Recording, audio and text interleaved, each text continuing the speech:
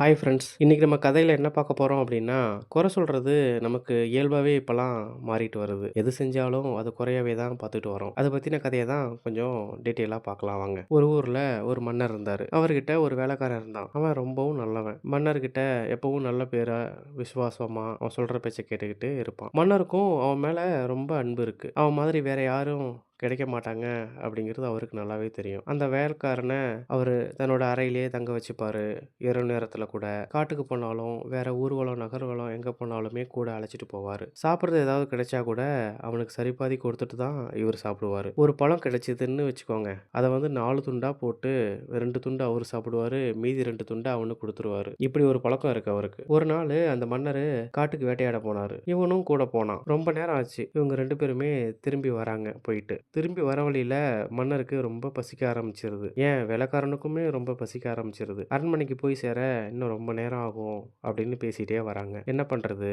அப்படின்னு மன்னர் கேட்குறாரு. இவனும் யோசிச்சு பார்க்குறான். ஏதோ ஒரு மரத்தடியில போயிட்டு நின்னுகிட்டு 2 பேரும் யோசனை பண்ணிட்டு இருக்காங்க. அண்ணாந்து பார்க்குறப்ப ஒரு வினோதமா பழம் அங்க தொங்கிட்டு இருக்கு. அது என்ன பழம்னு 2 பேருக்குமே தெரியல. இருந்தாலும் பசிக்கு வேற எதுவுமே இல்லையே, சாப்பிடலாம் அப்படின்னு 2 பேரும் நினைச்சாங்க. அரசர் வந்து அந்த பழத்த கை நீட்டி பறிச்சாரு. வழக்கம் போல கத்திய எடுத்து அத 4 துண்டா போட்டு 2 துண்ட அவருக்கு குடுத்துட்டு, மத்த 2 துண்ட அவனுக்கு குடுக்கலான்னு பண்ணுவாரு. ஆனா இந்த முறை முதல் துண்ட அவன்கிட்ட குடுத்தாரு. அவனும் அத வாங்கி சாப்பிட்டான். சாப்பிட்டு முடிச்சதும் மன்னர பார்த்து, "இன்னொரு துண்டையும் குடுங்க" அப்படின்னு கேட்கறான். "சரி விடு, அதுக்கு என்ன 2 துண்டு குடுப்போம்" அப்படின்னு 2 துண்டையும் குடுத்துட்டாரு. அவனும் சாப்பிட்டான். அவன் பங்கு முடிஞ்சுது. இருந்தாலும் மன்னர்கிட்ட, "அந்த 3வது துண்டையும் என்கிட்ட குடுங்க" அப்படின்னு கேட்கறாரு. சரி ரொம்ப பசியா இருக்கான் போல அப்படின்னு நினைச்சுட்டு கேட்கறான். அதனால அவரும் இரக்கப்பட்டு குடுத்துட்டாரு 3வது துண்டும். இப்ப இருக்கிறது ஒரே ஒரு துண்டு தான் அவர் கையில இருக்கு. இவன் இன்னும் ரொம்ப பசிக்குது. அந்த கடைசி துண்டையும் எனக்கே குடுத்துருங்க அப்படின்னு கேட்குறாரு. மன்னர் யோசிக்கிறாரு. நானும் உன் கூட தானே வந்தேன்.